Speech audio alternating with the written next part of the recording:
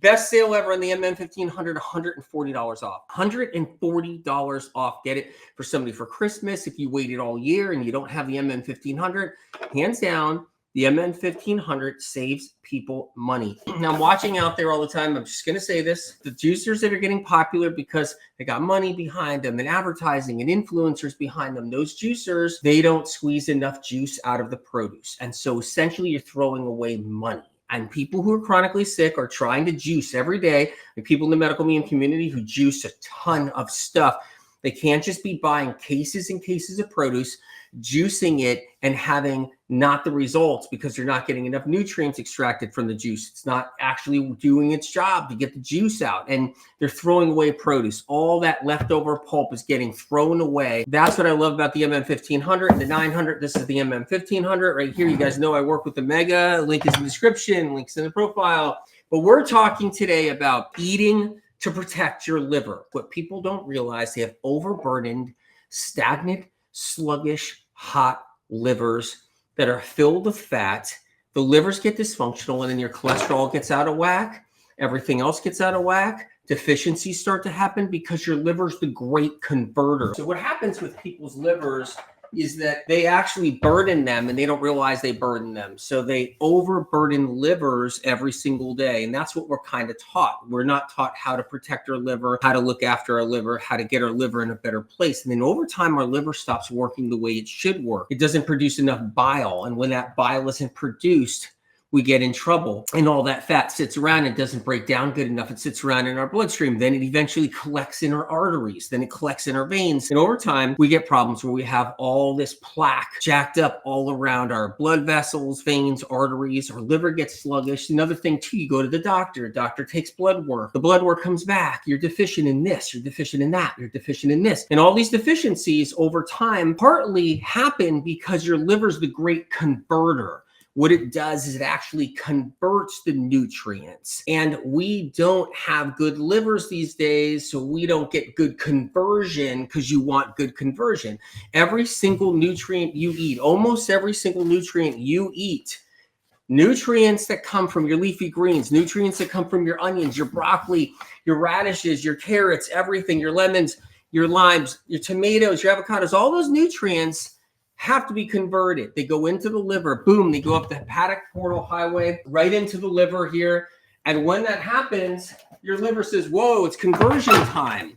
So your liver has to anoint and bless the nutrients is what it has to do. And people don't realize this. They think that if you take a whole bunch of supplements, the supplements are going to work for you. You take a whole bunch of different things, they're going to work for you. And partially that's true, but your liver still has to methylate. It still has to convert. It still has to anoint and turn and change the nutrients around a little bit. It has to bless them. Enzymes from the liver attach to the nutrients, carry the nutrients along, change the nutrients too.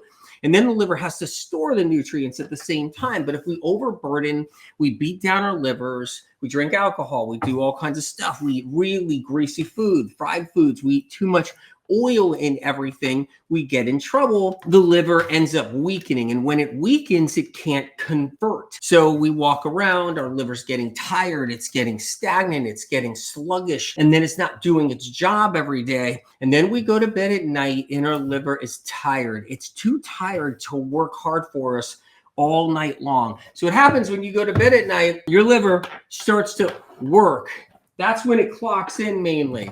Clocks in the middle of the night.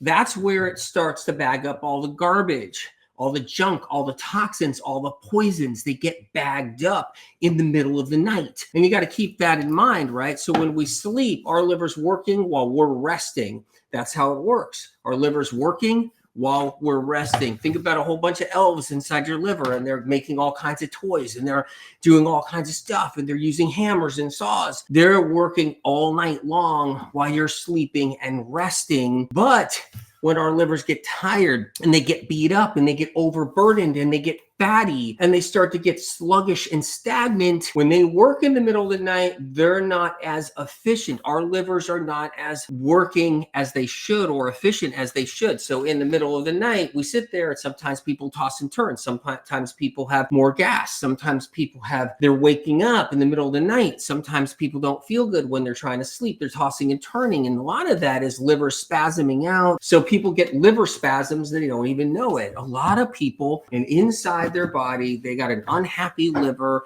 every single day that wants to perform, that wants to move forward, that wants to heal, that wants to get better, but it just can't do what it needs to do. Let's make some garbanzo bean hummus. So what I have right here is a bowl of chickpeas, garbanzo beans, and I'm gonna make hummus. I'm gonna make it without using sesame tahini. I'm not gonna use a whole bunch of tahini in here. I'm not going to dump a whole bunch of olive oil in here either. This is easier food on the liver. That's what this is. So what you see is sesame seeds. Take a look.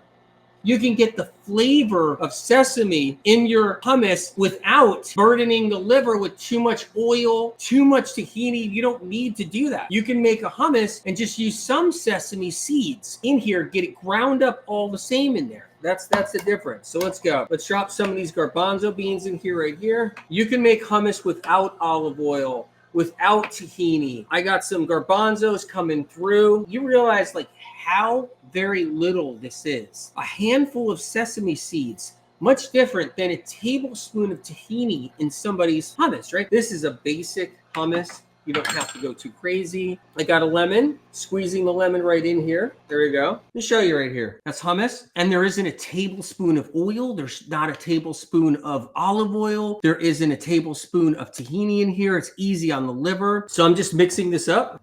There we go. Back to the crudité. This time it's with hummus made from the MM 1500. I'm going to take a radish.